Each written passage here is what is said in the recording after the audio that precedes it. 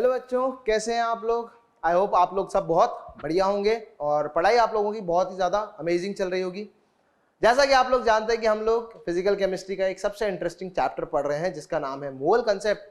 और मोल कंसेप्ट में अभी तक हम काफ़ी सारी चीज़ें पढ़ चुके हैं। काफ़ी सारी चीज़ों का मतलब होता है कि इतना हम पढ़ चुके हैं अब कि रिएक्शन से रिलेटेड जितने भी सवाल हैं अब हम लोग कर सकते हैं। मतलब हो जाएंगे तो मैं बोलूंगा नहीं अभी, क्योंकि अभी और भी चीजें पढ़नी बाकी है, साथ साथ में चलती रहेगी। लेकिन रिएक्शन से रिलेटेड अब जो बातें हैं हम लोग इनिशिएट कर सकते हैं, सवाल की तरफ देख सकते हैं। समझ में आ गई बात। तो कह सकते हो कि जो फाउंडेशन था मोल कंसेप्ट का, जो बेस था वो बन चुका है। अब उसी बेस के ऊपर आपको बिल्डिंग खड़ी करनी है और बिल्डिंग खड़ी करने के लिए उस बेस का मजबूत होना बहुत जरूरी है। मतलब आपके बेसिक्स बहुत अच्छे क्लियर होने चाहिए। और रादर अब मैं कहूंगा कि जो थ्योरी वाला पोर्शन होता है मोल कंसेप्ट का वो ऑलमोस्ट कह सकते हो कि खत्म से ही हो चुका है, क्योंकि अब आपको हर छोटा सा एक टॉपिक पढ़ेंगे और छोटे से टॉपिक के बाद फिर क्वेश्चन। मतलब यहाँ पर अब थ्योरी वाला ज्यादा काम बचा नहीं है। अब सिर्फ सारा का सारा जो फोकस है वो क्वेश्चंस पे। थ्योरी का मतलब समझते हो ना, थ्योरी का मतलब होता है जहां हम लोग क्वेश्चंस नहीं करें, है ना। बेसिक कंसेप्ट को हमने जो समझा वो थ्योरी होती है। अब हमारे पास में जितना जोर है वो सारा का सारा इस चैप्टर में न्यूमेरिकल्स की तरफ ही जाने वाला है। तो आज के लेक्चर में हम लोग क्या क्या पढ़ने वाले हैं, तो न्यूमेरिकल्स पढ़ेंगे, न्यूमेरिकल्स करेंगे, लिमिटिंग रिएजेंट का कंसेप्ट देखेंगे और परसेंटेज यील्ड देखेंगे। तो जैसा मैं कह रहा हूं क्वेश्चंस ही आने वाले हैं। तो यहाँ पर ये जो टॉपिक लिखे हुए हैं इनसे रिलेटेड एक छोटी सी इंफॉर्मेशन दूंगा और फिर क्वेश्चंस, दैट्स इट, कुछ नहीं। अब सवाल ही सवाल, जीवन में सवाल ही सवाल आने वाले हैं। तो सबसे पहला सवाल आपकी स्क्रीन पे आ चुका है, तो फटाफट से एक बार इस सवाल को आप पढ़ लीजिए। अभी सॉल्व ना करें, पहला एक दो क्वेश्चंस मैं आप लोगों को बताऊंगा, देन उसके बाद आप लोग अपने आप से ट्राई कीजिएगा, ठीक है। तो सिर्फ पढ़ लो एक बार, ज्यादा समय नहीं लगेगा इसको पढ़ने में। पढ़ लिया, पूरा पढ़ लिया, अच्छे से पढ़ लिया। तो देखो भाई सवाल क्या कहता है। सवाल कहता है how many gram of HCl is needed for complete reaction with 69.6 ग्राम। तुम इधर आ जाओ छोटू। MnO2 69.6 ग्राम MnO2 और ये रिएक्शन हमें दे रखी है। जनरली मोल कंसेप्ट के अंदर अगर TDSC रिएक्शन है, मतलब जो रिएक्शन हमें नहीं पता होती है, तो वो दे के रखता है एग्जामिनर। बैलेंस भी हो सकती है, अनबैलेंस भी हो सकती है, तो रिएक्शन मिल ही जाती है। लेकिन कुछ ऐसी कॉमन रिएक्शंस हैं जिनमें एग्जामिनर आपसे उम्मीद करता है कि यार खुद ही लिख देना, है ना। लाइक कोई अगर हाइड्रोकार्बन का कंबशन हो रहा है तो कॉमन सेंस पता होना चाहिए कि CO2 और H2O ही मिलेगा, या फिर H2 और O2 कंबाइन कर रहे हैं तो H2O ही मिलेगा। तो ये कुछ कॉमन रिएक्शंस होती हैं जो हमें पता होनी चाहिए। चलो, तो रिएक्शंस जो कि हमारे सामने लिख दी गई है, बहुत बढ़िया बहुत बढ़िया। इस रिएक्शन को मैं फिर से लिख रहा हूं, क्यों? क्योंकि रिएक्शन पढ़ते ही मेरे दिमाग में एक ही ख्याल आया है, यार एक कलर बड़ा अजीब सा, रुक जा एक minute. Large tip, small tip, white से कुछ लिखा रहता है, इसलिए मन नहीं करता वाइट से लिखने का। एक सेकंड, ये ले लेते हैं, फिर से ये ले लेते हैं। चलो भाई, तो इस रिएक्शन को मैं फिर से लिख देता हूं। तो रिएक्शन है आपके पास HCl plus MnO2 giving MnCl2 plus H2O plus Cl2। तो जैसा मैंने आपसे कहा कि हो सकता है आपको रिएक्शन मिल जाए, हो सकता है आपको रिएक्शन ना भी मिले, है ना। पर जनरली रिएक्शन मिल जाती है और वो रिएक्शन इन जनरल बैलेंस भी नहीं होती है। तो रिएक्शन को देख के सबसे पहला सवाल आपके दिमाग में आना चाहिए कि क्या ये रिएक्शन बैलेंस है या नहीं है। अगर बैलेंस है तो वेल एंड गुड, आप आगे बढ़ सकते हो क्वेश्चन में। लेकिन अगर बैलेंस नहीं है तो सबसे पहला काम आपको बैलेंसिंग का करना है। बैलेंसिंग मोल कंसेप्ट के अंदर सिर्फ और सिर्फ एक ही तरीका है, हिट एंड ट्रायल मेथड है, आप उसी को लगाइए और वही आपके सबसे ज्यादा काम आएगा। बाकी इसके अलावा बैलेंसिंग के जो मेथड्स होते हैं रिएक्शन के, वो रेडॉक्स में पढ़ते हैं, वो ज्यादा अच्छे होते हैं, पर उसका यूज केस भी अलग है। तो फिलहाल अगर यहाँ पर हम लोग बात करते हैं बैलेंसिंग की, तो कर लेते हैं बैलेंसिंग। राइट साइड में मुझे 4 क्लोरीन दिखने को मिल रहे हैं, लेफ्ट साइड में सिर्फ एक, तो यहाँ पर मैं 4 से मल्टीप्लाई कर दूंगा। लेफ्ट साइड में एक मैंगनीस है, राइट साइड में एक मैंगनीस है, मैंगनीस बैलेंस है। राइट साइड में 2 हाइड्रोजन है, लेफ्ट साइड में 4 हाइड्रोजन है, तो 4 करने के लिए इसको 2 से मल्टीप्लाई कर दो। ऑक्सीजन अपने आप बैलेंस हो चुका है, 2 ऑक्सीजन 2 ऑक्सीजन। ऐसा हर बार हो ऐसा कोई जरूरी भी नहीं, बैलेंस कर लिया। अब देखो सवाल में क्या गया है, सवाल में कहा है कि HCl का कितना मुझे अमाउंट चाहिए। दैट मीन्स आपको यहां पर क्या बताना है, आपको HCl का मास बताना है ना, यही बताना है। अब HCl का मास बताने के लिए मुझे HCl के क्या चाहिए, मोल्स चाहिए, है ना। यानी कि अभी हमारा जो पहला टारगेट है वो क्या है, HCl के मोल्स निकालने। मुझे क्या करना है, सबसे पहले HCl के मोल्स निकालने। अब HCl के मोल्स कैसे निकाले जा सकते हैं, है ना, पॉइंट तो ये भी कि HCl के मोल्स कैसे निकालेंगे। तो HCl के मोल्स निकालने के लिए सवाल में बोला गया है MnO2 और HCl की कंप्लीट रिएक्शन होती है। कंप्लीट रिएक्शन का मतलब क्या होता है, कंप्लीट रिएक्शन का मतलब होता है कि इन दोनों में से कोई भी नहीं बचेगा, इन दोनों में से कोई भी नहीं बचेगा, that is complete reaction. Clear है। तो अब अगर मुझे मोल्स निकालने HCl के, तो उसके लिए मैं क्या करता हूं, मैं MnO2 के मोल्स का सहारा ले लेता हूं। MnO2 के तो सर मोल्स दिए हुए नहीं है, दिए हुए है ना, मास तो दिया हुआ है, तो मास दिया हुआ है उसी का इस्तेमाल करेंगे। 69.6 डिवाइडेड बाय मैग्नीज का एटॉमिक मास मैं यहां लिख देता हूं। मैग्नीज का एटॉमिक मास होता है 55, अब तक 56, ठीक है, 55 होता है, तो 55 प्लस 32 ये आ जाएगा आपके पास 69.6 डिवाइडेड बाय 87। 87 की टेबल में 696 जो होता है वो 8 टाइम्स आता है। मुझे कैसे पता, सवाल मैंने दिया है तो मुझे पता होगा, वैसे आप चेक भी कर सकते थे, ठीक है, चेक कर लेना चाहिए, बुराई नहीं होती। तो यहां पर आपके पास में जो ये वैल्यू आएगी वो आ जाएगी आपके पास 8/10, यानी कि आ जाएगा 4/5। सही। अब मेरे पास में MnO2 के क्या आ चुके हैं, मोल्स आ चुके हैं। मेरे को अब MnO2 के मोल्स पता है, और वो कितने हैं, MnO2 के मोल्स हैं 4/5। अब मुझे HCl के मोल्स निकालने हैं, तो बस हम लोगों को अब स्टोइकियोमेट्री का इस्तेमाल करना है ना, स्टोइकियोमेट्री का इस्तेमाल करेंगे। और कैसे इस्तेमाल करेंगे स्टोइकियोमेट्री का, तो देखो भाई, अगर आप इस रिएक्शन को देखते हो तो ये रिएक्शन आपको क्या बताना चाह रही है, ये रिएक्शन आपको क्या बताना चाह रही है, ये रिएक्शन आपको ये बताना चाह रही है कि 4 मोल HCl 1 मोल MnO2 से रिएक्ट करता है, ताकि 1 मोल MnCl2 मिल जाए, 2 मोल H2 मिल जाए और 1 मोल Cl2 मिल जाए। क्या आपको यही बताना चाह रही है रिएक्शन, बिल्कुल यही बताना चाह रही है। इसका मतलब मैं ये कह सकता हूं कि 1 मोल MnO2 कितने मोल HCl से रिएक्ट करता है, 4 मोल से। वेरी गुड, तो यहां लिख देता हूं मैं आपके लिए 1 मोल MnO2 reacts with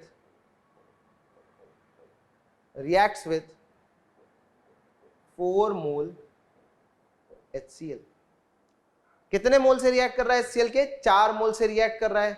अगर 4 मोल से रिएक्ट कर रहा है कितना, 1 मोल, लेकिन एक्चुअली में आपके पास MnO2 के कितने मोल्स हैं, आपके पास MnO2 के कितने मोल्स हैं, 4/5 मोल्स। आपके पास MnO2 के कितने मोल्स हैं, 4/5 मोल्स। तो ऑब्वियसली 1 मोल अगर 4 मोल से रिएक्ट कर रहा है तो 4/5 मोल कितने से रिएक्ट करेगा, अरे 1 के लिए 4, यूनिटरी मेथड, 1 के लिए 4, तो 4/5 के लिए कितना हो जाएगा, 4/5 × 4 मोल्स ऑफ HCl। यानी कि हमारे पास फाइनली HCl के कितने मोल्स आ गए, HCl के मोल्स आ गए मेरे पास 16/5। कितने मोल्स आ गए, 16/5।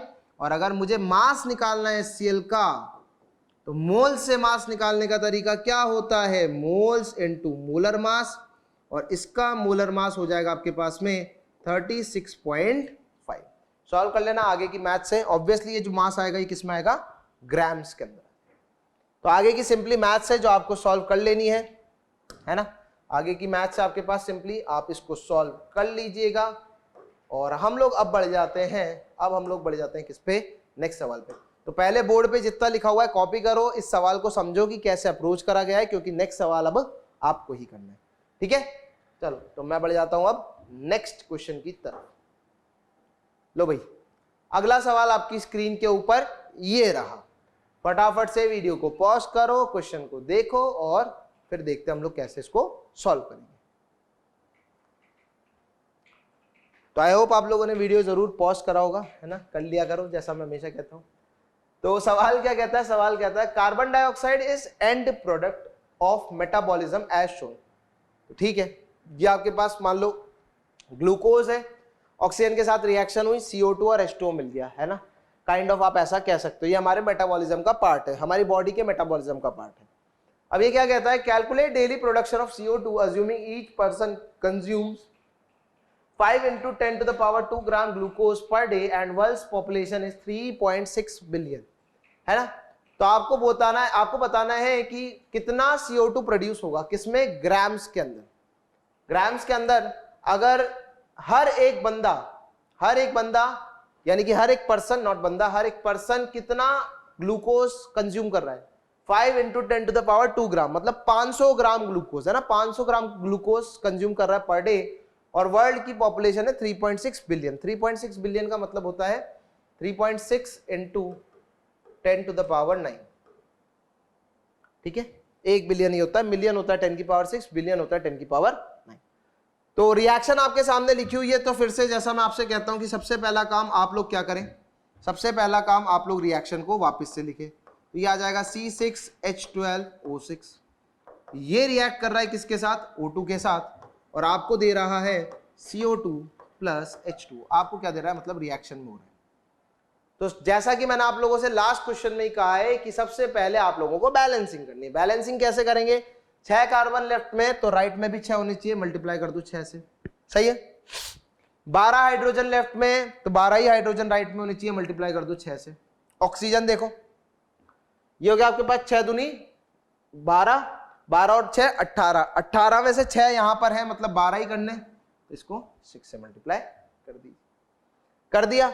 अब देखो ऑक्सीजन, ऑब्वियस सी बात है, अगर आप सोच के देखो, बहुत कॉमन सी चीज है कि जो हमारी बॉडी है उसके अंदर ऑक्सीजन हमेशा सफिशिएंट अमाउंट में जाएगा, मतलब ये जो रिएक्शन हो रही है ना, इसमें हमेशा जो है ऑक्सीजन सफिशिएंट अमाउंट में प्रेजेंट होगा। अब ये वर्ड में सफिशिएंट अमाउंट क्यों यूज कर रहा हूं, क्योंकि कुछ क्वेश्चंस के बाद में हम लोग एक टॉपिक पढ़ेंगे जिसका नाम है लिमिटिंग रिएजेंट। तो वहां पर आपको समझ में आएगा कि अगर, जैसा मैंने लास्ट टाइम आपको बताया था, है ना, मतलब जैसा कि एक्चुअली में होता है, नॉट लास्ट टाइम, जैसा कि एक्चुअली में होता है, जब तक मोल रेशियो स्टोइकियोमेट्रिक रेशियो के बराबर है, क्या, जब तक मोल रेशियो स्टोइकियोमेट्रिक रेशियो के बराबर है तो जितने भी रिएक्टेंट्स है वो सब खत्म हो जाएंगे। If the given mole ratio is equal to the stoichiometric ratio of the reaction, then every reactant is consumed and the product can be formed by any of the reactant। इसका मतलब क्या है, अगर मोल रेशियो स्टोइकियोमेट्रिक रेशियो के बराबर है तो हर एक रिएक्टेंट कंज्यूम हो जाएगा, और साथ ही साथ में आपके पास जो प्रोडक्ट होगा वो किसी भी रिएक्टेंट के थ्रू बना सकते हो। मतलब कितना बनेगा वो स्टोइकियोमेट्री आप किसी भी रिएक्टेंट से निकाल सकते हो, दोनों से आंसर सेम आएगा। अब यहां पर O2 जो है वो सफिशिएंट है, मतलब ये रिएक्शन को खत्म करने के लिए सफिशिएंट है, ऐसा नहीं है कि कम पड़ जाएगी, सफिशिएंट है, बहुत बढ़िया। अब 500 ग्राम ग्लूकोज पर डे का हमारे पास है, तो सबसे पहले हमें क्या करना पड़ेगा, हमें CO2 का मास निकालना है। तो देखो सबसे बेसिक सा पॉइंट ये होता है, मोल्स से मोल्स निकलेंगे लेकिन मास से मास नहीं निकलेगा। पॉइंट समझ रहे हो, मोल से मोल्स निकल जाएंगे लेकिन मास से मास नहीं निकलेगा। डायरेक्टली मैं मास से मास नहीं निकाल सकता हूं कि हाँ इसका 500 ग्राम है तो इसके इस एक से इसका 6 मिलता है, तो 500 ग्राम से कितनी मिल जाएगी, 500 इंटू 6 मतलब 3000 ग्राम या 3 kg। ऐसा नहीं है, हमेशा जो डीलिंग होगी वो मोल्स की होगी, मास की कभी भी डीलिंग नहीं करोगी। क्यों, ऐसा क्यों, क्योंकि भाई मास के अंदर नंबर ऑफ पार्टिकल्स के बारे में पता नहीं है ना, मोल्स के अंदर पता होता है number of particles. Number of objects के बारे में किस में पता होता है हमें, ऑब्जेक्ट्स के बारे में हमें मोल्स में पता होता है, ना कि मास में। समझ में आ गई बात, मास के अंदर हम लोग नंबर ऑफ पार्टिकल्स की बात नहीं कर सकते, मोल्स में कर सकते हैं, इसीलिए मोल्स में ही डीलिंग करेंगे। चलो, तो यहां पर अगर हम देखना चाहें तो मुझे कितने मोल्स मिलेंगे CO2 के, तो उसके लिए मुझे सबसे पहले इसके मोल्स निकालने पड़ेंगे। तो ये आ जाएगा इसका गिवन मास 500 डिवाइडेड बाय, वैसे मुझे इसका याद है तो मैं डायरेक्टली लिख रहा हूँ, 180 होता है, ठीक है, मुझे याद है, तो ये होता है 180। बहुत बढ़िया बहुत बढ़िया, ये आ जाएगा आपके पास 25/9। क्लियर। अब मुझे ऑक्सीजन से मतलब ही नहीं है, ऑक्सीजन से मुझे मतलब ही नहीं है, क्योंकि मुझसे ऑक्सीजन के बारे में पूछा ही नहीं गया है कि ऑक्सीजन कितनी चाहिए होगी, नहीं, मुझे ऑक्सीजन से मतलब ही नहीं है। मुझे बोला गया है कि CO2 कितनी मिलेगी। तो भाई बहुत सिंपल है, इनिशियली ये कुछ रहा होगा, जो भी रहा होगा, लेकिन इनिशियली तो ये दोनों क्या होंगे, 0। At the end of the reaction ये क्या हो जाएगा, 0, ये भी क्या हो जाएगा, 0। ये कितना बनेगा, ये कितना बनेगा, तो भाई इसके 1 मोल से इसका कितना मोल मिल रहा है, 6 मोल। अब बार बार नहीं लिखूंगा वो लाइन जो पिछली बार लिखी थी ना, एक बार लिख दी, समझना पड़ेगा। इसके 1 मोल से इसका कितना मिल रहा है, 6 मोल। स्टोइकियोमेट्री 1 मोल गिव्स 6 मोल्स, तो अगर 1 मोल से 6 मोल मिल रहा है, मेरे पास एक्चुअली कितने मोल्स हैं, 25/9। मेरे पास कितने मोल्स हैं, 25/9, तो मुझे यहां पर कितने मिल जाएंगे, 25/9 इंटू 6। मैथ से कर सकते हैं क्या थोड़ी बहुत, 2 और 3, ये आ जाएगा आपका 50/9।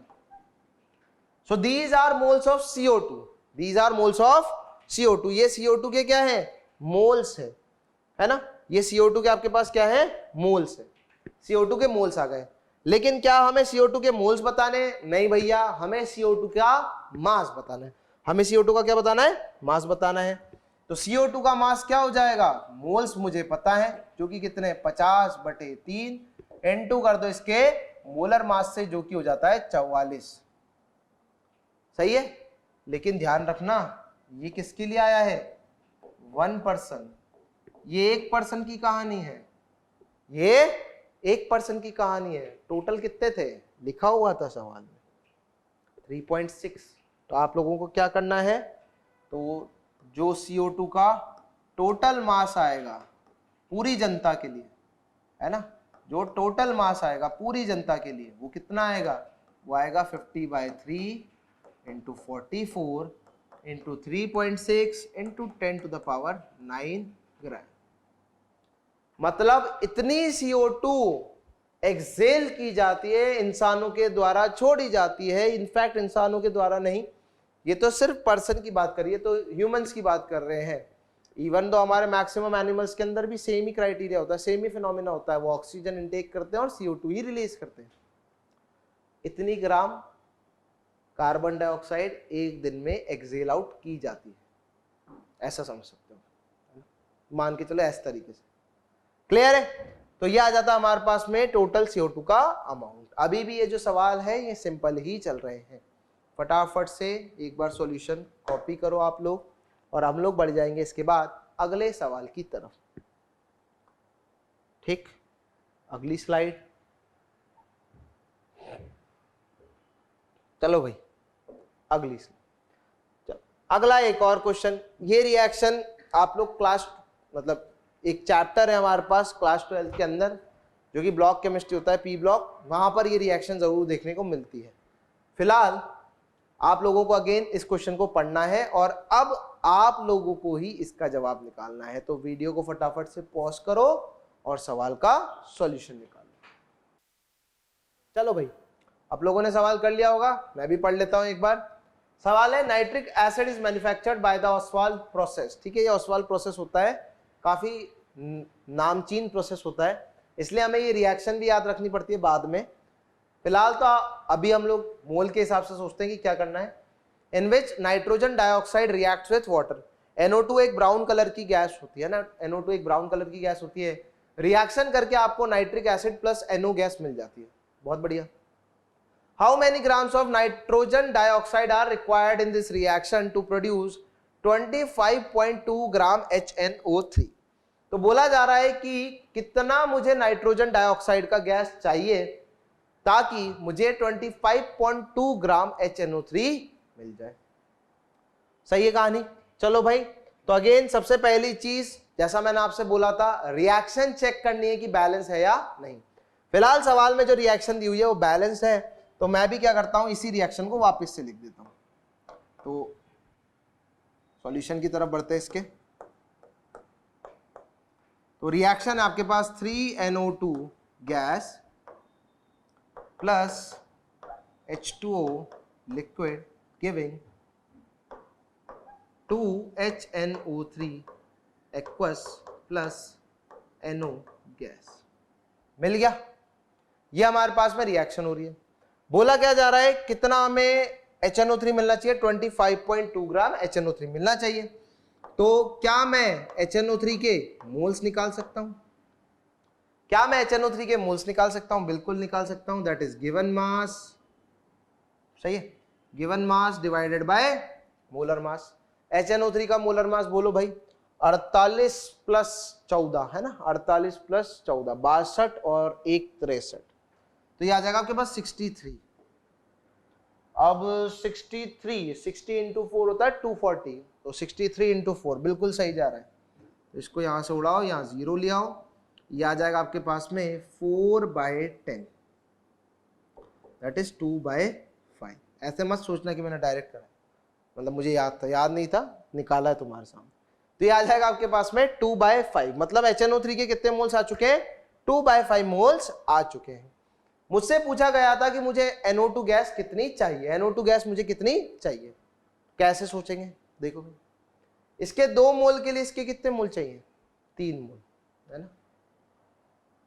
मैं लिखता हूं, बेसिकली एक बार और लिख देता हूं ताकि आप लोगों को और क्लैरिटी आ जाए। 2 मोल HNO3 इज प्रोड्यूस्ड। आप लोगों को ऐसे नहीं करना है, सिर्फ मैं लिख दे रहा हूं एक बार के लिए, बाय 3 मोल NO2, सही है, बाय 3 मोल NO2।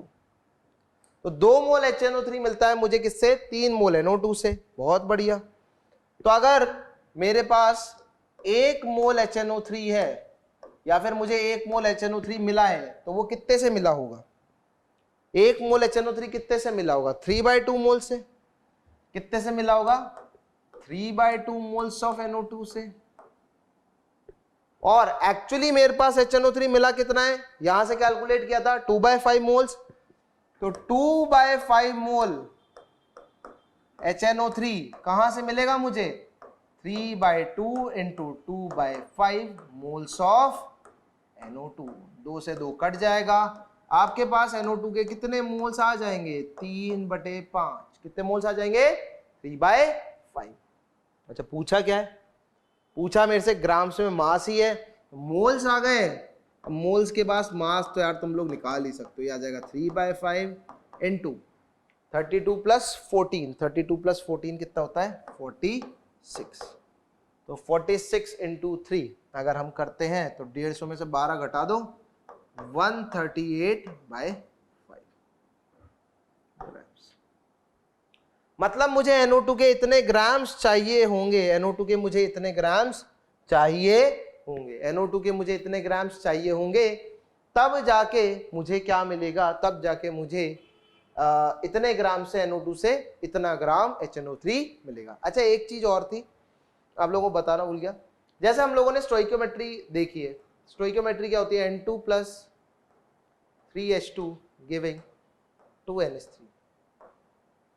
तो हमने एक बात तो सीख ली थी कि भाई इसका 1 मोल इसके 3 मोल से रिएक्ट करके इसका 2 मोल दे देगा, है ना, ये चीज तो हम समझ ही चुके हैं। लेकिन अगर मैं इसको मास की टर्म्स में लिखना चाहूं, क्या लिख सकता हूं, बिल्कुल लिख सकता हूं। मास की टर्म्स में कैसे लिखेंगे, भाई इसका 1 मोल का मास कितना होता है, इसके 1 मोल का मास कितना होता है, 28 ग्राम। इसके 3 मोल का मास कितना होता है, ठीक है, इसके 1 मोल का मास कितना होता है 28, इसके 3 मोल का मास कितना होता है 6 ग्राम। 1 मोल हाइड्रोजन का 2 होता है तो 3 का 6 हो गया। और इसके 2 मोल का मास कितना होता है 34 ग्राम। आप इस तरीके से भी इंटरप्रेट कर सकते हो डेटा को, आप इस तरीके से भी स्टोइकियोमेट्री के बारे में पढ़ सकते हो। अगर आपको मोल्स की जगह मास के बारे में डील करना है तो सिंपली मोल्स को मल्टीप्लाई कर दो मोलर मास से सबके, तो आप बोल सकते हो 28 ग्राम N2 6 ग्राम H2 के साथ रिएक्ट करके कितना 34 ग्राम NH3 देता है। अब आप खुद सोचना, आप बहुत बुद्धि लगाओ, 28 प्लस 6 कितना होता है 34, कितना मिल रहा है 34। Law of conservation of mass.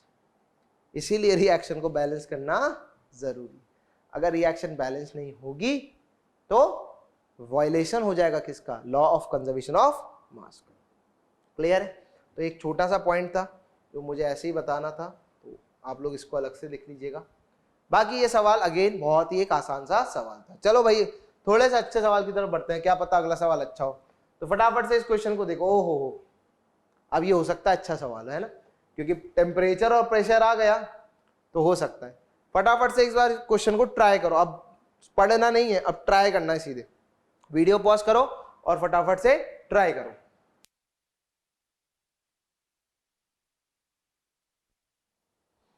कर लिया ट्राई, बहुत बढ़िया। चलो भाई देखो, what total volume in liter at 627 degree Celsius and 1 atm could be formed by the decomposition of 16 gram NH4NO3। और रिएक्शन आपको दी हुई है। देखो तो अभी तक आप लोगों ने एक चीज ऑब्जर्व करी होगी कि रिएक्शन आपको मिल रही है और रिएक्शन बैलेंस मिल रही है। मैं तो चाहता था कि ना मिले बैलेंस, लेकिन चलो कोई बात नहीं, आपकी किस्मत अच्छी, अभी आप लोगों को रिएक्शन बैलेंस मिल रही है, बहुत बढ़िया। तो इसी रिएक्शन को मैं वापस से लिख देता हूं, तो जैसा मैं करता आ रहा हूं वही करेंगे। सॉल्यूशन देखो भाई, रिएक्शन को फिर से लिखेंगे तो रिएक्शन है आपके पास 2NH4NO3 giving 2N2 plus O2 plus 4H2, ठीक है, ये आपके पास रिएक्शन है। थोड़ा सा चटकीला सा कलर इस्तेमाल करें, ओके, ठीक, ये आपके पास रिएक्शन है और ऑब्वियसली ये जो रिएक्शन है ये बैलेंस्ड है आपके पास में। अब बोला जा रहा है डिकम्पोजिशन ऑफ 16 ग्राम NH4NO3, ये होता है अमोनियम नाइट्रेट, है ना, this is basically ammonium nitrate, नाम नहीं लिख रहा हूं, आप लोग ऐसे दिमाग में रख लो, ये होता है अमोनियम नाइट्रेट। अब जब इसका डिकम्पोजिशन कराया गया तो डिकम्पोजिशन के लिए एक चीज होती है, डिकम्पोजिशन के लिए हीट करना पड़ता है, थोड़ा सा टेम्परेचर देना पड़ता है, ठीक है, थोड़ा सा टेम्परेचर दिया, ये टूट गया N2 plus O2 plus H2 के अंदर। अब 16 ग्राम NH4NO3 से मुझे कितना वॉल्यूम मिलेगा? अच्छा, टोटल वॉल्यूम लिखा हुआ है, एक सबसे अच्छी बात है यहाँ पर टोटल वॉल्यूम लिखा हुआ है। अच्छा, टेम्परेचर आप देखो, ये बहुत एक अच्छा सवाल है यार, ये बढ़िया सवाल आ गया अपने पास, मेरे को ध्यान नहीं था। टेम्परेचर देखो 627 डिग्री सेल्सियस, तो हम लोग जानते हैं कि नाइट्रोजन तो बहुत कम, इसका तो बहुत कम बॉइलिंग पॉइंट होता है, तो बहुत कम बॉइलिंग पॉइंट होगा तो ये तो गैस ही होगी, ऑक्सीजन भी अपने पास गैस ही होती है। अब आती है मेन H2O की बात कि H2O लिक्विड बनेगा या गैस बनेगा, तो भाई इस टेम्परेचर पे तो H2O भी क्या होता है? गैस ही होता है। 627 डिग्री सेल्सियस पे स्टीम होता है, स्टीम होता है। अच्छा, एक सवाल है, ऐसे सोचना कभी, स्टीम ज्यादा खतरनाक होती है या फिर बॉइलिंग वाटर? वैसे तुम्हें पता होगा, है ना, स्टीम ज्यादा खतरनाक होती है या बॉइलिंग वाटर। तो ये रिएक्शन हमारे पास में आ चुकी है, बहुत बढ़िया। अब बोला जा रहा है टोटल वॉल्यूम, तो टोटल वॉल्यूम के लिए मुझे क्या करना पड़ेगा? टोटल मोल्स निकालने पड़ेगा। थोड़ा सा मैं आप लोगों को इस रिएक्शन की पिक्चर समझाता हूं कि एक्चुअली में काम कैसे हुआ होगा, है ना। क्या होता है ना, फील तो आती नहीं, पता तो चलता नहीं, रिएक्शन हो रही कैसे पता नहीं। ये देखो, आपके पास इस तरीके का एक कंटेनर होगा, मतलब लिया जाता है इस तरीके का एक कंटेनर लिया। अब इस कंटेनर में ये एक लगा हुआ है movable piston, this is a movable piston, है ना। रिएक्शन पढ़ रहे हो लेकिन फील नहीं आएगी क्या हुआ, वॉल्यूम कैसे बढ़ा, वॉल्यूम आया कहां से, वो भी तो देखें, है ना, या फिर गैस बाहर निकल गई तो वॉल्यूम कैसे पता चलेगा। तो ये लगा हुआ है एक मूवेबल पिस्टन, यहां पर हमने ये हमारा जो मसाला था अमोनियम नाइट्रेट का, इसको रख दिया, ठीक है, ये हमारा आ गया आपके पास ammonium nitrate, that is NH4NO3, और इसको मैंने क्या करा, इसको मैंने हीट करना चालू करा है, नीचे से मैंने आग लगा दी इसके, है ना, नीचे से आग लगा दी। ये थोड़ी सी आग अजब सी है, अजीब सी है, पर समझ जाना, पेड़ नहीं है, आग है। नीचे से मैंने आग लगाई, आग लगाई तो क्या होगा, इसका डिकम्पोजिशन स्टार्ट होगा, डिकम्पोजिशन स्टार्ट होगा तो N2, O2 और H2O बनने लग जाएगी। अब जैसे कि ये मूवेबल पिस्टन था, तो जैसे जैसे गैस बनने लगेगी तो गैस की वजह से प्रेशर लगेगा, बोलो यार, गैस की वजह से प्रेशर लगेगा, गैस की वजह से प्रेशर लगेगा तो क्या ये पिस्टन ऊपर जाने लग जाएगा, और ये पिस्टन ऊपर जाके एक समय बाद जब रिएक्शन खत्म हो जाएगी तो रुक जाएगा। रुकने के बाद जो उस कंटेनर का वॉल्यूम है, रुकने के बाद उस कंटेनर का जो वॉल्यूम है वो आपको बताना है, समझे, आप लोगों को वो वाला वॉल्यूम बताना है। तो क्या होता है ना, क्वेश्चन में ले देते हैं, हाँ ठीक है, पर ये फील भी आना चाहिए कि हुआ कैसे होगा, अदरवाइज सेंस नहीं बनता है पढ़ने का। अगर ये समझ में नहीं आया ना हुआ कैसे है, तो फिर ये पढ़ लो, ठीक है, हो जाएगा सवाल, बट सेंस भी बनना चाहिए। चलो भाई, तो प्रेशर तो तीनों ने लगाया, तो वॉल्यूम तीनों की वजह से बढ़ा होगा, तो बहुत आसान है। अब तो इसके मोल्स निकाल लेते हैं, सबसे पहला काम, क्योंकि इसका मास दिया हुआ है मुझे, तो इसके मोल्स आ जाएंगे आपके पास 16 बटे NH4NO3। अच्छा हाँ, एक चीज और थोड़ा दिमाग लगा के रखना, कभी भी मोल्स निकालते टाइम या मोलर मास निकालते टाइम ये दो को मल्टीप्लाई मत कर देना, यहां पर ये बैलेंसिंग के लिए लिखा गया है, ठीक है। मोल्स आ जाएंगे इसके कितने, 16/28 प्लस 4, निकाल ही नहीं रहे हो तुम यार, मेरे को ही निकालने पड़ेंगे, 48, 32 और 48, मेरी गणित जितना कहती है, 32 और 48 80 होते हैं, मतलब 1/5 आ गया, सही है। 1/5 आ गए, इनिशियली यही प्रेजेंट था, ये तो सब गायब थे। अब at the end of the reaction ये गायब हो गया, कंप्लीट। अगर नहीं लिखा हुआ है तो भी मैं मान के चलूंगा रिएक्शन कंप्लीट हो चुकी है, अगर नहीं लिखा हुआ है तो भी मैं रिएक्शन को कंप्लीट ही मानूंगा। ये खत्म हो गया, इसके 2 मोल से इसका 2 मोल मिलता है, तो इसके 1 मोल से इसका 1 मोल मिलेगा, तो 1/5 मोल से कितना मिलेगा, अरे यार बहुत बढ़िया, तुम समझदार हो गए, 1/5 मोल मिलेगा।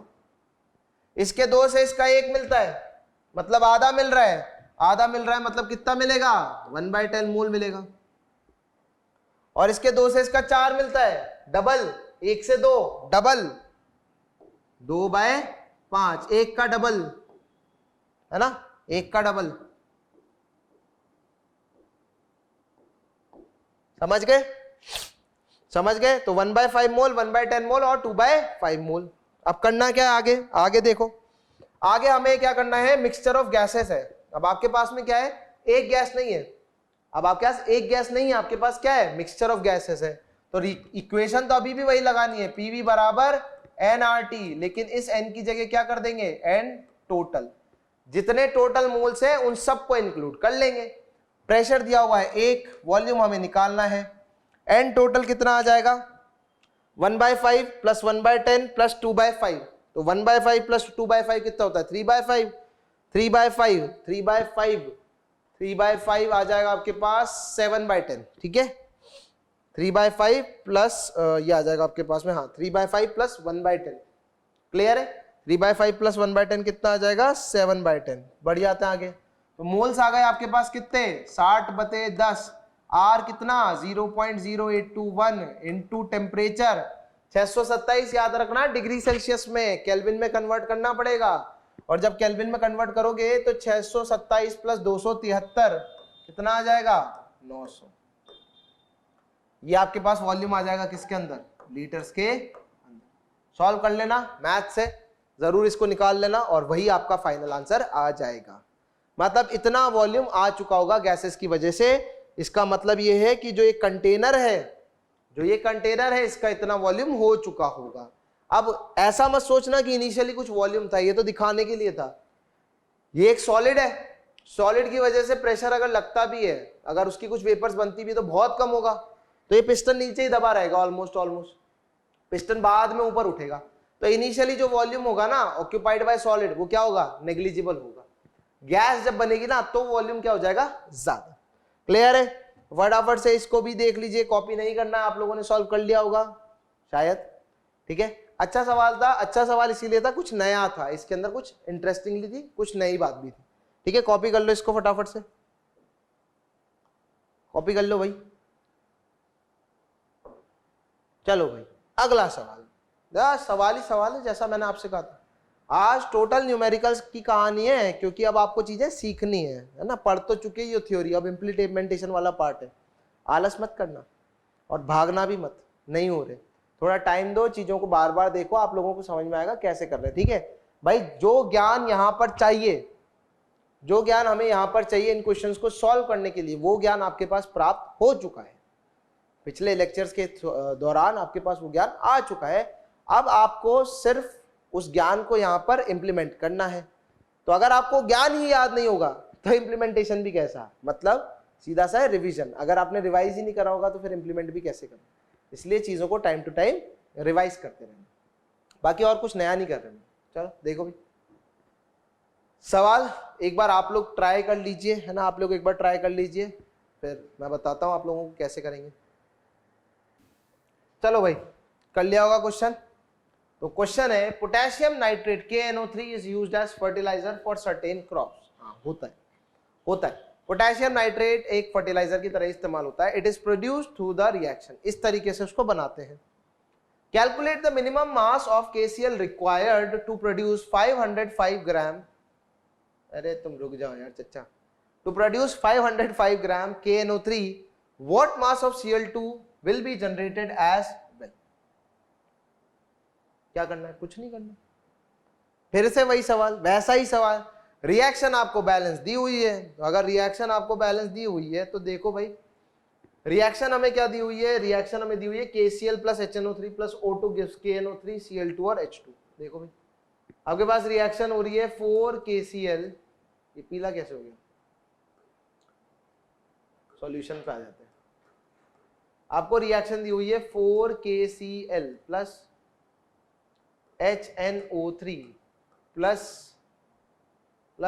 O2 giving KNO3 plus Cl2 plus H2O। सही है, यही रिएक्शन दी हुई है।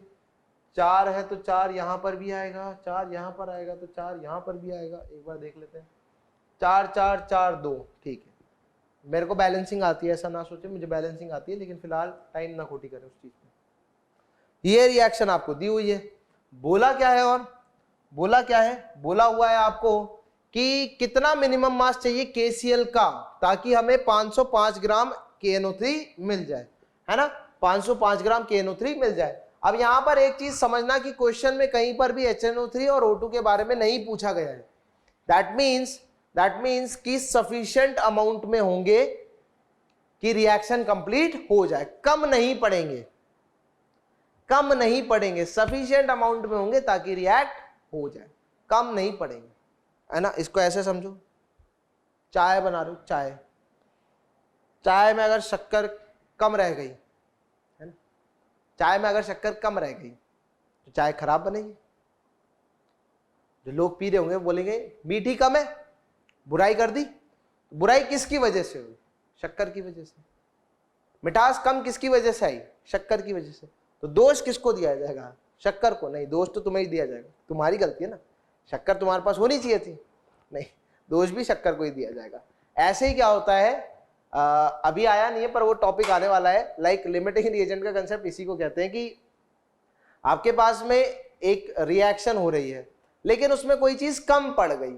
अब कम पड़ गई तो रिएक्शन में क्या होगा, रिएक्शन हो तो जाएगी लेकिन कुछ ना कुछ रिएक्टेंट वाली साइड बच जाएगा, कुछ ना कुछ रिएक्टेंट्स वाली साइड क्या हो जाएगा, बच जाएगा। उसी को लिमिटिंग रिएजेंट का कंसेप्ट कहते हैं। फिलहाल यहां पर इस्तेमाल नहीं हो रहा है, यहां पर HNO3 और O2 के बारे में कुछ नहीं दिया हुआ है, इसीलिए मैं आप लोगों से कह रहा हूं कि HNO3 और O2 सफिशिएंट है ताकि रिएक्शन क्या हो जाए, कंप्लीट हो जाए। KCl का मिनिमम मास चाहिए, बोला जा रहा है कि KNO3 मुझे कितना ग्राम मिल रहा है, 505 ग्राम। अब अगर ये 505 ग्राम मिल रहा है तो मोल्स निकाल लेते हैं। मोल्स कैसे निकालेंगे? पोटेशियम होता है आपके पास 39, भाई अभी भी कह रहा हूं इस चीज को मल्टीप्लाई मत कर देना, पाप लगेगा, प्लस नाइट्रोजन होता है आपके पास 14 प्लस 3 ऑक्सीजन हो गए 48। अब इस चीज में ज्यादा दिक्कत नहीं आनी चाहिए ना, 48 और 14 ये होता है आपके पास 62 प्लस 39, 62 प्लस 39 ये हो गया 11 और 1, ये तो 101 आ गया। कितना आ गया? 505 डिवाइडेड बाय 101। साफ साफ दिख रहा है कितनी बार कटेगा, 5 बार। कितने मोल्स आ गए KNO3 के? 5 मोल्स आ गए। कितने मोल्स आ गए? 5 मोल्स आ गए। अब तो बहुत आसान है, यूनिटरी मेथड लगाना है।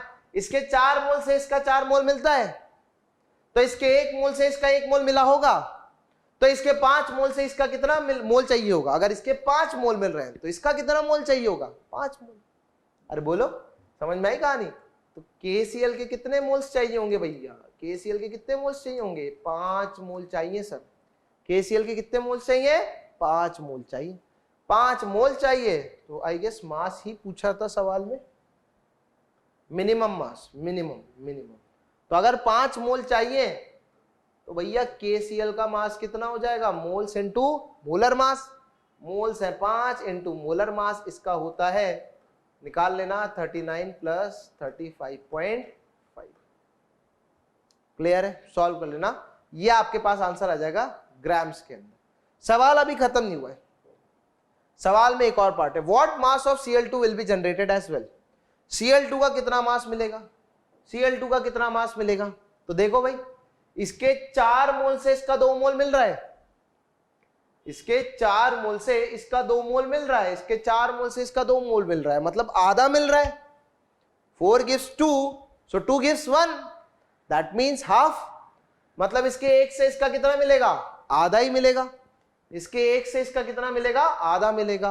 और अगर इसके पास कितने मोल्स हैं? 5 मोल्स। कितने मोल्स हैं? 5 मोल्स। तो भैया Cl2 के मोल्स कितने आ जाएंगे? 5/2, बोले तो 2.5। कितने आ जाएंगे? 2.5। और पूछा जा रहा है कितना मास मिलेगा Cl2 का, तो भैया जी 71, नहीं पहले मोल्स लिख देते हैं, 5/2, तो ये आ गया आपके पास 2.5, है ना, ये आ गया आपके पास 2.5। और Cl2 का मास कितना आएगा? तो moles into molar mass, that is 71। Clear हुआ? ये पॉइंट समझ में आ गया? इतना आपके पास Cl2 का मास मिल जाएगा ग्राम्स में। तो भैया अभी तक जितने भी सवाल करे हुए हैं बिल्कुल आसान है। कर क्या रहे हैं? मोल्स का कैलकुलेशन ही चल रहा है। इसके मोल, उसके मोल, उसके मोल, इसके मोल, इसी में कहानी चल रही है। इसका उसका ही चल रहा है अभी तक, इसके मोल्स से इतने मोल्स मिलता है तो इतने मोल्स के लिए कितना मोल चाहिए, या इसके से इतना मिलता है तो इतने से उतना मिल जाएगा। बस यही खेल रहे हैं हम लोग अभी, यही खेला जा रहा है खेल, यही खेला जा रहा है अभी तक, कुछ और नया नहीं कर रहे हैं। फटाफट से, वैसे सॉल्यूशन इसका यहीं पर ही था, वैसे सॉल्यूशन आपको कॉपी करने की जरूरत नहीं है। मैं आप लोगों को एक हिदायत दूंगा जो मुझे पहले दे देनी चाहिए थी, कि सॉल्यूशन आपके पास ऑब्वियसली वीडियोस अवेलेबल है, तो कभी भी आप कॉपी कर सकते हो, कभी भी बना सकते हो। आप अपने नोट्स कॉपी के अंदर इन सवालों को जरूर पहले फ्रेम कर लें और फिर खुद से टाइम दें। क्या होता है ना, हम लोग लेक्चर्स देखने में इतने बिजी होते हैं कि हमें लगता है अभी तो लिख लेते हैं, है ना, एक आदत सी बन जाती है कि लिख लेते हैं अभी तो सॉल्यूशन, फिर बाद में समझ लेंगे। वो बात कभी आता ही नहीं, वो बात कभी आता ही नहीं है। दूसरी चीज क्या होता है, दूसरा प्रॉब्लम ये आता है कि जब आपके सामने सॉल्यूशन अवेलेबल होगा ना, तो फिर आप अपना कुछ दिमाग लगाओगे ही नहीं, फिर आप सोचोगे हाँ ऐसे ही तो होता है, मैं भी यही करता। आपने अपने एफर्ट्स तो मारे ही नहीं ना, आपने तो मेरे एफर्ट्स को यूटिलाइज कर लिया, मुझे तो आता है चलो ठीक है, पर आपने क्या सीखा मुझसे, कुछ नहीं। तो ये काम आपको हमेशा करना है, कोशिश ये करनी है कि वीडियोस तो हमारे पास हमेशा अवेलेबल है, पहले क्वेश्चंस को खुद से ट्राई करें क्लास के अंदर, है ना। जो भी आप लोग नोट्स बना रहे हैं, जो लेक्चर देख रहे हैं, तो पहले अपने आप से ट्राई करें, देन उसके बाद आप लोग वापस से वीडियो देखिए और सॉल्यूशन बना लीजिए, अगर नहीं होता है तो। क्योंकि जब वो क्वेश्चन आपसे हो जाएगा ना, तो एक आपको अलग ही हैप्पीनेस का लेवल होगा, आपको बहुत ही एक अलग खुशी होगी। तो सिर्फ क्वेश्चन लिखो और देन उसके बाद अपने आप से ट्राई करो। हाँ, ऐसा नहीं है कि कोशिश कर लो कि लेक्चर के दौरान ही अटेम्प्ट कर लो, है ना, कोशिश ये कर लो कि लेक्चर के दौरान ही अटेम्प्ट कर लो, अगर बन गया तो ठीक, नहीं बना तो कम से कम देखने को तो मिलेगा कैसे करना है। क्लियर? सेम टाइप का क्वेश्चन रिपीट हो रहा हो तो फिर उसको बाद में कर लो। चलो भाई, बार बार एक नाम ले रहा था, तो ये नाम वापस आ ही चुका है। क्या है ये? Limiting reagent. इट इज, में इसमें लिखा हुआ है, देखो बहुत सारी अंग्रेजी लिखी हुई है भर भर के, तो मैं बोलने वाला हूं बल्क में इंग्लिश। तो बल्क में इंग्लिश बोलती है, it is very important concept in chemical calculation. Okay, it refers to reactant which is present in minimum stoichiometric quantity for a chemical reaction. It is the reactant consumed fully in a chemical reaction. So all calculations related to various products in sequence of reactions are made on the basis of limiting reagent. वही वाली कहानी, चाय बनाई, शक्कर कम पड़ गई, सारा दोष किसको दिया गया? शक्कर को। शक्कर को सारा दोष मिल गया, तो बस वही कहानी है। देखो अब हुआ क्या होगा। मैं अब आप लोगों को एग्जाम्पल के थ्रू समझाता हूं इस चीज को। ठीक, एग्जाम्पल देखो, आपके पास रिएक्शन हो रही है किस किस के बीच में? नाइट्रोजन और हाइड्रोजन के बीच में, और आपको क्या मिल गया? अमोनिया। क्या मिल गया? अमोनिया। अमोनिया मिल गया, इसको 3 से मल्टीप्लाई करो, इसको 2 से मल्टीप्लाई करो, रिएक्शन हो गई बैलेंस। अब इसके बारे में हम लोग बहुत अच्छे से जानते हैं कि अगर ये स्टोइकोमेट्री है, यानी कि इसका 1 मोल इसके 3 मोल से रिएक्ट करके इसका 2 मोल देगा, यानी कि जो मोल रेशियो, अगर हमारा गिवन मोल रेशियो, जैसा मैं बता चुका हूं, आज ही मैंने बताया है, अगर हमारा मोल रेशियो स्टोइकोमेट्रिक रेशियो के बराबर है, अगर हमारा मोल रेशियो स्टोइकोमेट्रिक रेशियो के बराबर है, सो इन दैट केस दोनों रिएक्टेंट्स कंज्यूम हो जाएंगे और कुछ भी नहीं बचेगा, सारा का सारा प्रोडक्ट बन जाएगा। लेकिन लेट सपोज करो मैंने इसके कितने मोल ले लिए? मैंने इसके 2 मोल ले लिए। कितने मोल ले लिए? 2 मोल। और मैंने इसके यहां पर मान लो कितने मोल ले लिए? 5 मोल ले लिए। इसके 2 मोल लिए मैंने, इसके 5 मोल लिए। ऑब्वियसली मोल्स तो डायरेक्ट नहीं ले सकता हूं, तो मास के थ्रू। ठीक है, मैंने इसके 2 मोल ले लिए, इसके 5 मोल ले लिए। अब आप सबसे पहली चीज ये देखो, क्या मोल रेशियो स्टोइकोमेट्रिक रेशियो के बराबर है? क्या मोल रेशियो स्टोइकोमेट्रिक रेशियो के बराबर है? बिल्कुल नहीं। मोल रेशियो कितना है? 2:5। स्टोइकोमेट्रिक रेशियो कितना है? 1:3। इसका मतलब क्या है? इसका मतलब आपके दिमाग में पिक्चर क्लियर होनी चाहिए। When the mole ratio is not equals to stoichiometric ratio, when the mole ratio, मैं यही लिख देता हूं यार, लिख लो यार, मैं बोल लिख लो, आप लोग लिख लो, है ना, आलस आ रहा है। When mole ratio is not equal to stoichiometric ratio, then there is a reactant, then there will be reactant left। आपको इस तरीके से लिखना है, when mole ratio not equals to stoichiometric ratio, then there will be reactant left, and then there will be reactant left, and the product is formed, या फिर amount लिख लीजिएगा, द अमाउंट ऑफ प्रोडक्ट है ना, and the amount of product is formed, and the amount of product is formed, the amount of product is formed by the limiting reagent, by the limiting reagent और limiting reactant, है ना, कुछ भी लिख सकते हो, limiting reagent और limiting reactant। जैसा आपके सामने बोर्ड पे ये सारी चीजें लिखी हुई है कि यहां पर एक चीज लिखी हुई है, it is the reactant consumed fully in a chemical reaction, so all the calculations related to various products और in sequence of reactions are made on the basis of limiting reagent. मतलब जो कंज्यूम हो गया, जो बच गया वो नहीं, जो बच गया वो तो ज्यादा मात्रा में ही था, समझे, जो बच गया वो तो ज्यादा मात्रा में ही था, जो कंज्यूम हो गया पूरी तरीके से खत्म हो गया, सारी की सारी जो रिएक्शन है, पूरी रिएक्शन सिर्फ उसी के साथ चलेगी, मतलब उसी के हिसाब से चलेगी। प्रोडक्ट कितना बनेगा, रिएक्टेंट जो दूसरा वाला बच गया था तो वो कितना बचा होगा, कितना खर्च हुआ होगा, वो सारी कहानी उसके हिसाब से चलेगी। ठीक, तो मैं इसको एक क्वेश्चन के थ्रू समझते हैं।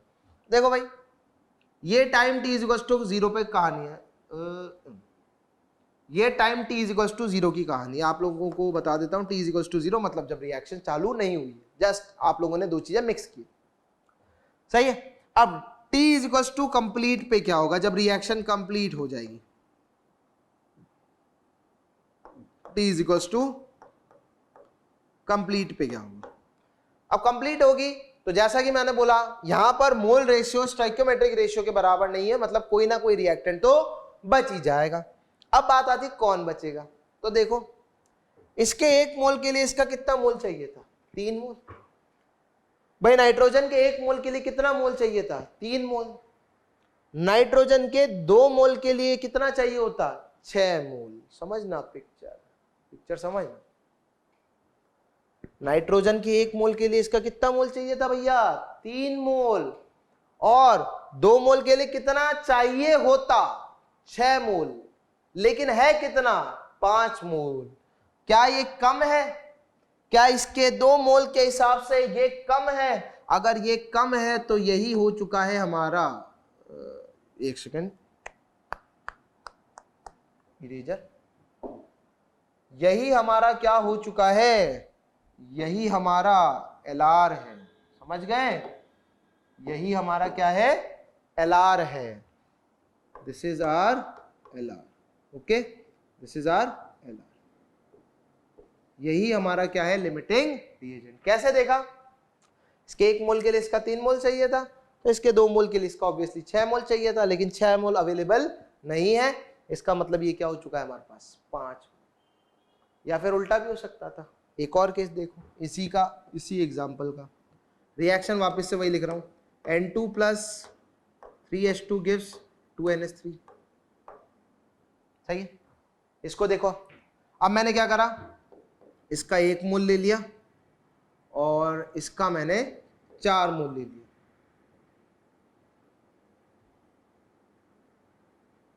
ठीक है, इसका मैंने 4 मोल ले लिया। अब देखो भाई क्या सिचुएशन है, इसके 1 मोल के लिए इसका कितना मोल चाहिए था, 3। इसके 1 मोल के लिए इसका कितना मोल चाहिए था, 3, लेकिन इसके 1 मोल के लिए यहां दिया कितना हुआ है, 4 मोल। ऑब्वियसली कोई ना कोई बचेगा, या फिर कोई ना कोई क्या होगा, खत्म हो जाएगा। या फिर उल्टा सोचो, उल्टा, इसके 3 मोल के लिए इसका कितना मोल चाहिए होगा, 1, तो इसके 1 मोल के लिए इसका कितना चाहिए होगा, 1/3, तो इसके 4 मोल के लिए इसका कितना चाहिए था, 4/3। क्या 4/3 है, नहीं, उससे तो कम है। इसका मतलब इस बार कौन हो गया आपका LR, नाइट्रोजन। समझ में आई कैसे चेक कर रहे हैं हम पिक्चर को, पिक्चर समझ में आ रही है। इसके 1 मोल के लिए इसका 3 मोल चाहिए था, लेकिन इसके 1 मोल के लिए इसका क्या दे रखा है, 4 मोल। क्या 4 3 से ज्यादा होता है, ऑब्वियसली 4 3 से ज्यादा होता है, मतलब ये ज्यादा मात्रा में प्रेजेंट है और ये कम। जो कम मात्रा में प्रेजेंट होगा वही हमारा क्या होगा, लिमिटिंग रिएजेंट। जो कम मात्रा में प्रेजेंट होगा वही हमारा क्या होगा, लिमिटिंग रिएजेंट। समझ गए। अब जैसा कि मैंने बोला था लिमिटिंग रिएजेंट मिल गया तो अब रिएक्शन भी सारी उसी के हिसाब से चलेगी। कैसे आप समझो, पहले तो ये कितना बनेगा, पहले तो ये कितना बनेगा मेरे भाई, इसके 3 मोल से इसका 2 मोल मिलता है। अब सब कुछ ये डिसाइड करेगा प्रोडक्ट कितना बनेगा, कौन कितना बचेगा, सारा का सारा कौन डिसाइड करेगा, हाइड्रोजन।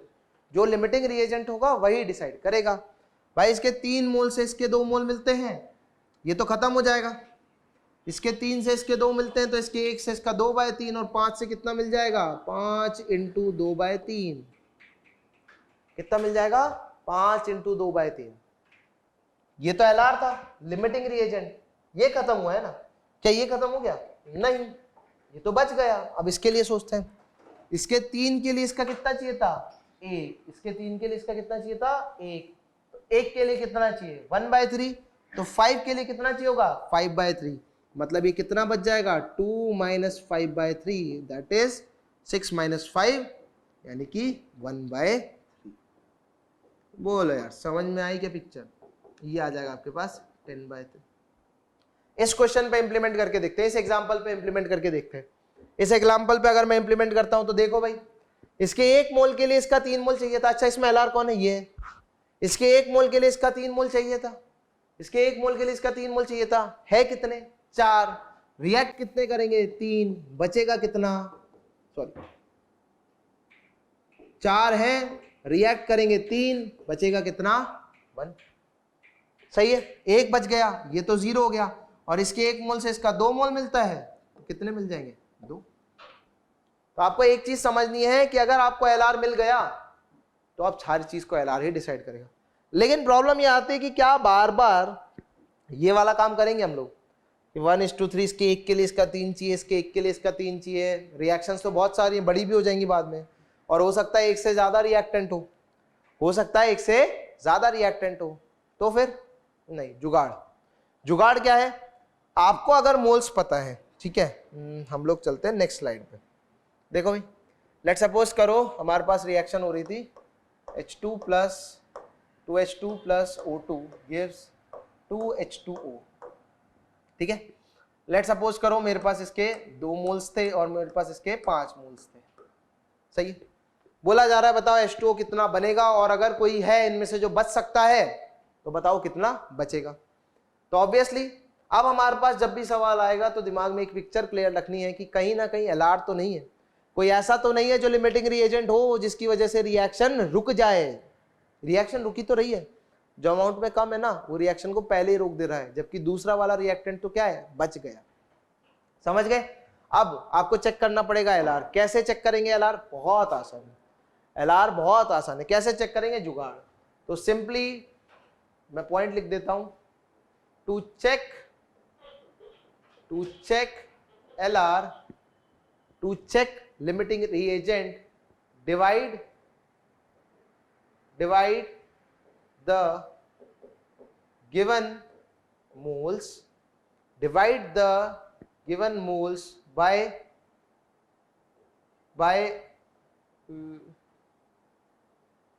एक second, by their respective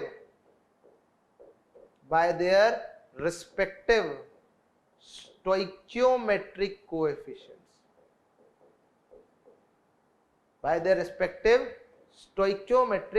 coefficients, and then check for the minimum value.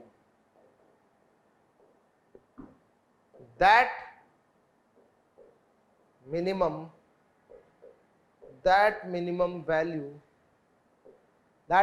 value would be the LR.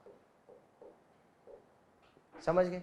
आपको करना क्या है, जो आपके पास में मोल्स गिवन है तो आप इस काम को हमेशा अलग से करना है ना, हमेशा अलग से करना। तो जैसे यहां पर है मोल्स H2 के, तो एक ही लाइन में नीचे लिख के और लिख देता हूं, है ना। तो मोल्स कितने हैं मेरे पास में, 2, डिवाइड कर दो इसके स्टोइकियोमेट्री से 2, इसका आपके पास कितने मोल है, 5 मोल, डिवाइड कर दो इसकी स्टोइकोमेट्री से 1, 2 डिवाइडेड बाय 2 कितना आ जाता है 1, और 5 डिवाइडेड बाय 1 कितना आ जाता है 5। जो छोटा नंबर होगा, है ना, जो छोटा नंबर होगा वो क्या होगा आपका एलआर हो जाएगा। तो इस केस में हमारा हाइड्रोजन क्या हो जाएगा मेरे भाई, एलआर हो जाएगा। So this is the concept to find out, या दिस इज द ट्रिक, आप कह सकते हो ये एक सिर्फ जुगाड़ है जो कि निकाला जाता है, ये एक जुगाड़ है, ठीक है, जुगाड़ है। कैसे निकाल सकते हैं, आपको सिर्फ जो आपका मोल है उसको स्टोइकोमेट्रिक कोएफिशिएंट से डिवाइड कर दो, जो छोटा नंबर आएगा वही हमारे पास क्या होगा एलआर। क्योंकि देखो बार बार अगर 2 रिएक्टेंट है तो चलो उसमें आप फिर भी मोल रेशियो कंपेयर कर सकते हो, स्टोइकोमेट्रिक रेशियो, लेकिन अगर 2 से ज्यादा है तो फिर कंपेयर नहीं कर पाओगे, है ना, दिक्कत आएगी ज्यादा और फिर टाइम ज्यादा लगेगा। तो रैदर आप ये वाला काम करो। ओके, तो भाई यहां पर हमारा आज का लेक्चर हो जाता है समाप्त, जहां पर हम लोगों ने लिमिटिंग रिएजेंट के बारे में पढ़ लिया है और काफी सारी चीजें पढ़ चुके हैं। जैसा मैं आपसे कह चुका हूं, अब मोल का वो वाला पार्ट आ चुका है जहां पर हम लोग जितना पिछला पढ़ा हुआ है, जो फॉर्मुलेज, जो थ्योरी, जो कंसेप्ट हम पढ़ के आए हैं, उन सब का अब इम्प्लीमेंटेशन ही होगा। तो मोल में अब आगे सिर्फ और सिर्फ आपके पास न्यूमेरिकल्स होंगे, थ्योरी के नाम पे अगर कुछ आएगा भी तो बहुत छोटी सी चीज आएगी। इसीलिए मैं आप लोगों से कहूंगा कि चीजें रिवाइज जरूर करते रहे, ठीक है, और ये सब पढ़ लेना, नेक्स्ट लेक्चर में आपके काम आएगा। Till then bye bye.